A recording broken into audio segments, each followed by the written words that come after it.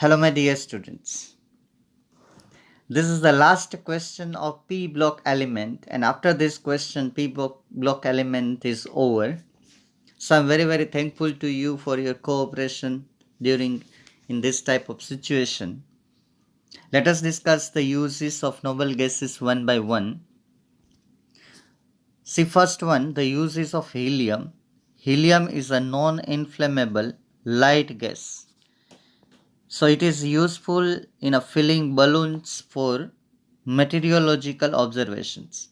So this balloon filled with a helium gas rises high in sky, and in that balloon some cameras and some systems are inserted, and that system observe the all the surroundings area as well as the surface area of earth, and it gives information about the meteorological observations.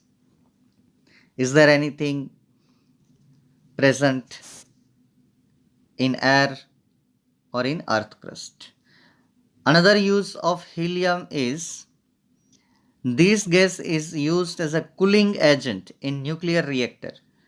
मेरे प्यारे बच्चों, जब nuclear reactor चलता है तो बहुत ही temperature increase होता है. इतना टेम्परेचर इंक्रीज होता है कि आपको स्पेशल वहाँ पे सूट्स दिए जाते हैं पहनने के लिए. तो वो टेम्परेचर कम करने के लिए हीलियम गैस का एज ए कूलिंग यूज किया जाता है. इसके अलावा और एक यूज है हीलियम, उसका boiling point. The boiling point of helium is 4.2 kelvin. So they are use in as a cryogenic agent. Cryogenic agent का भी मतलब होता है कूलिंग एजेंट, टेम्परेचर डाउन करता है. क्रायोजेनिक एजेंट का मतलब होता है कूलिंग एजेंट. ठीक है. For various experiment at low temperature, जो एक्सपेरिमेंट में हमें बहुत लो टेम्परेचर पे एक्सपेरिमेंट करना है उसमें हीलियम जो है वो कूलिंग में काम आता है. So various experiment in laboratory conducted by using helium to lower the temperature. Helium also used to produce and sustain powerful superconducting magnet. Superconducting magnet production में वो काम आता है. और this is also useful. ये superconducting जो magnet है वो NMR स्पेक्ट्रोस्कोपी जो हम लोग पढ़ते नहीं है, एन MRI बॉडी का जब हम MRI करते हैं मेडिकल में, ये मेडिसिनल केमिस्ट्री का वर्ड है, MRI करवाना है. ठीक है. तो ये जो सुपर कंडक्टिंग मैग्नेट, जो न्यूक्लियर मैग्नेटिक रेजोनेंस स्पेक्ट्रोस्कोपी, ये आपको पढ़ने की ज़रूरत नहीं है. NMR और MRI बॉडी में कोई क्लिनिकल टेस्ट, डायग्नोसिस टेस्ट करते हैं तो उसमें ये हीलियम काम आता है. हालांकि डायरेक्ट हीलियम का ये यूज नहीं है. Helium is use to produce and sustain powerful superconducting magnet, and these magnets are used in NMR spectroscopy and in MRI. Then after, जो स्क्यूबा डाइवर्स है अपने साथ सिलेंडर ऑक्सीजन का लेके जाते हैं तो वो ऑक्सीजन की सॉल्युबिलिटी बहुत ज़्यादा होती है, तो उसके अंदर हीलियम मिक्स करते हैं. जैसे हमने ये यूजेस पढ़ा है कहीं पे, आप याद करिए कहाँ पे पढ़ा है. अच्छा, नहीं याद आ रहा है तो एक बार आप हेनरीज लॉ देख लीजिए. एप्लीकेशन ऑफ हेनरीज लॉ में ये चीज़ मैंने आपको बताई है. तो it is used as a diluent. Okay. तो जो डाइविंग एपरेटस है, तो helium has a very low solubility in blood. तो जब वो स्क्यूबा डाइवर बाहर निकलते हैं तो गैस जो बाई प्रेशर इतने नहीं डिजोल्व होते हैं कि otherwise when they come out from the bottom of sea, at that time their cell burst out due to the evolution of this excess dissolve gases.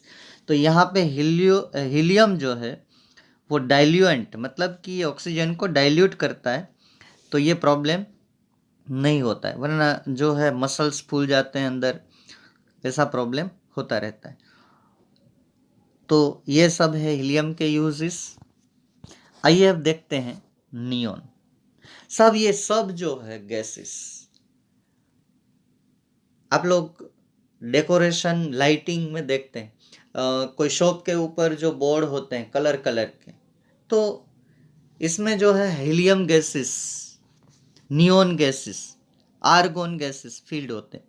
जैसे कि हम लोग जो ट्यूबलाइट यूज करते हैं, उस ट्यूबलाइट में नियोन गैस फील्ड होता है, क्योंकि नियोन गैस जो है is act as a fluorescent material. तो it is used in a discharge tubes, जैसे कि हम ट्यूबलाइट की बात करते हैं, fluorescent bulb.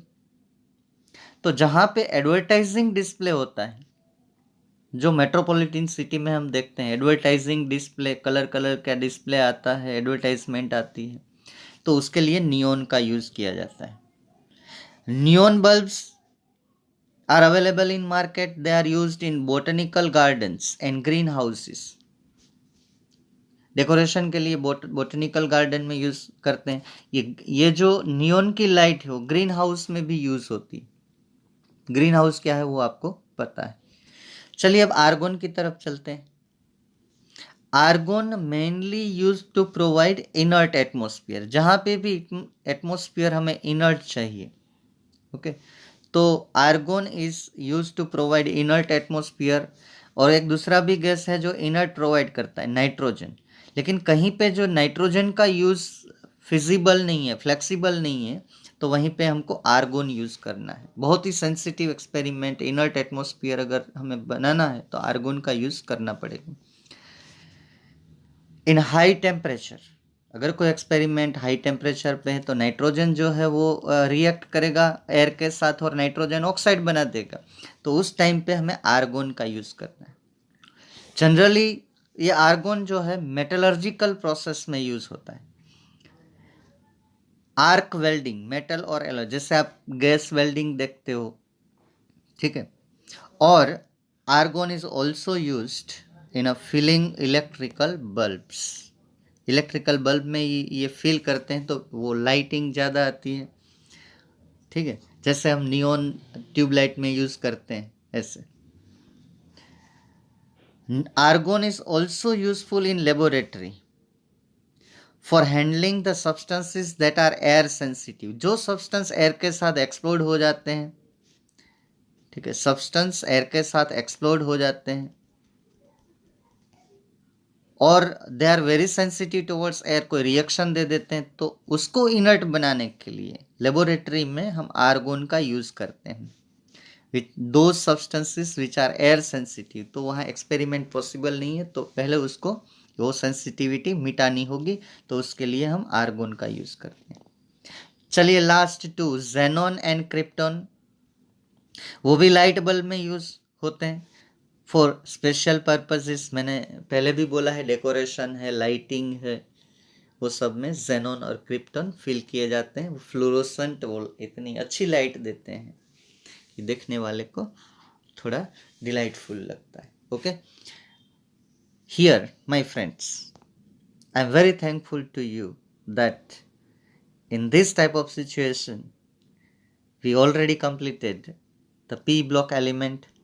Now solve the all in text questions given in our textbook, all illustrations of group number 17 and 18, and complete yourself the exercise given at the end of the lesson.